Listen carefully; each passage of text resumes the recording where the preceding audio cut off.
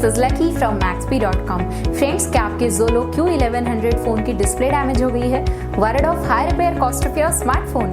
Don't worry, you can now buy high quality replacement display for your original XOLO Q1100 at a very affordable price from Maxbhi.com and can fix your phone yourself at home or get it repaired by any professional very easily। जी हाँ दोस्तों, आप हमारी website Maxbhi.com से अपनी XOLO Q1100 की नई display खरीद के अब बहुत ही कम दामों में अपने फोन की टूटी हुई स्क्रीन को सही कर सकते हैं। This amazing contrast and high brightness display touch combo folder is a 100% genuine quality product which works similar to your original display with a perfect fit for your XOLO Q1100।